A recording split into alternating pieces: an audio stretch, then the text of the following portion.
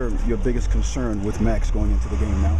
Well, I think anytime a guy hasn't started in any type of game at that position, decision making, but especially in the magnitude of this game. So we've been on all week. We still will. He's got some time to make sure that he's making really good decisions. He does not let the emotion of the game or the crowd or his first start get to him and play within the system. Do you see any anxiety in him right now? He's been unbelievable. He's had a great command of the huddle out there. He's been working really well with the skilled guys, and so it does not seem like a freshman.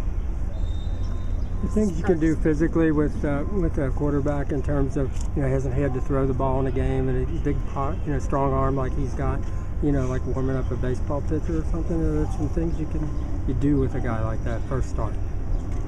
I lost you on that one. Yeah. For example, where he hasn't warmed up for a game before, now he's going to be the guy. You warm him up differently. Getting ready when his arm's so big a deal. Okay, good question. We actually warm those guys the same way, as if they're getting ready to play, because they could be in the second snap. So it won't be a change up for him. What's changed with this practice since it's the last week? Are you guys being more physical this week? No, we haven't changed anything. We're just going back to work and trying to get better still. That's the whole goal, is to try to get better individually in all three phases of the game, regardless of what our record is or what week it is. Because of Max's inexperience, can that create even more pressure on other parts of the team? I don't think so. We've talked about that, making sure that we're just playing in our schemes, within our phases, and not going out of that trying to do too much on defense or special teams or at the skill position, because of a new quarterback. That's not how you win games. You still got to be very consistent. With Max, has he always exuded that type of confidence, in your interactions with him? Yeah, Max is really confident, which is why he's been successful and part of why he's here. We've always seen that through him through the recruiting process, watching him play high school. Even though he's young for his grade, actually, he's very confident. Any idea what's caused the inconsistencies with Andre Hidari this season, particularly the last game? Well, I got to think that the surgery doesn't help a guy's rhythm.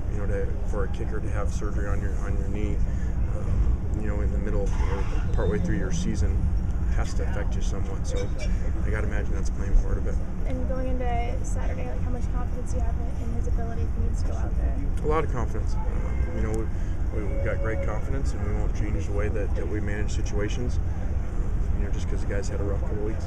How much focus has there been on special teams as a whole, cleaning that up? Yeah, this would be a great game to play really well on special teams. A potential field position type of game, and a team that doesn't kick a lot of touchbacks. So hopefully we can change the field in our return and coverage games. We weren't able to do that last week. We were in our coverage units, but not in our return game.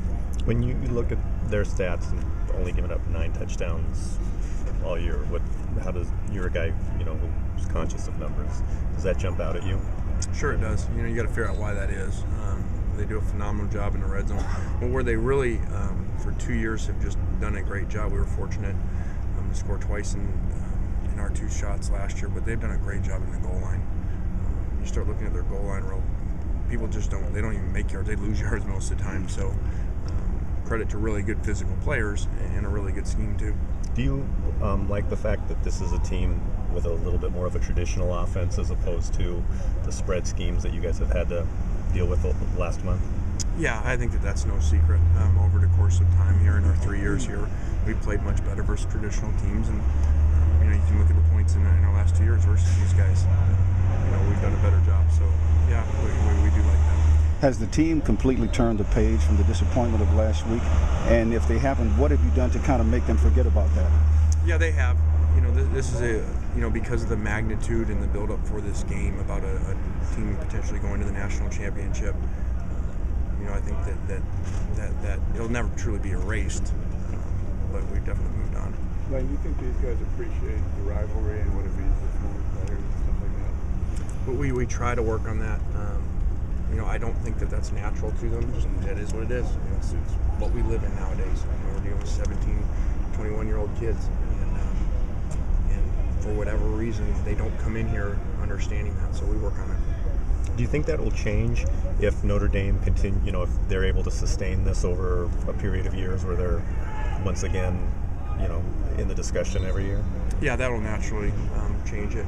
You know, I'm sure as these kids grew up with the whatever it was, 8 straight, so they weren't watching the same type of games that 20 years ago kids were watching. So yeah, that would definitely change. But then it's our part to make sure we're up there too.